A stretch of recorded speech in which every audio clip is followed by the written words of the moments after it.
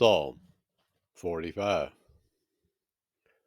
My heart is inditing a good matter. I speak of the things which I have made touching the king. My tongue is the pen of a ready writer. Thou art fairer than the children of men. Favor is poured into thy lips.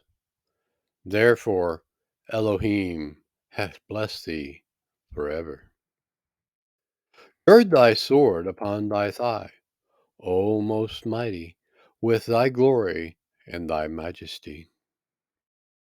And in thy majesty ride prosperously because of truth and meekness and righteousness. And thy right hand shall teach thee terrible things. Thine arrows are sharp in the heart of the king's enemies, whereby people fall under thee. Thy throne, O Elohim, is forever and ever. The scepter of thy kingdom is a right scepter.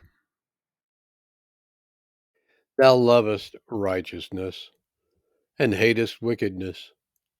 Therefore, Elohim, thy Elohim, hath anointed thee with the oil of gladness above thy fellows.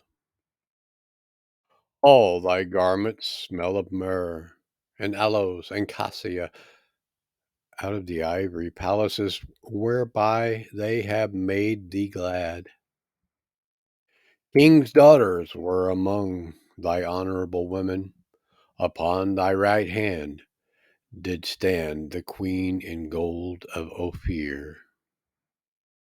Hearken, O daughter, and consider, and incline thine ear. Forget also thine own people and thy father's house.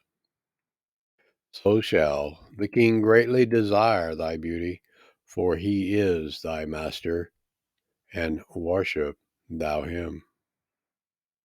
And the daughter of Tyre shall be there with a gift.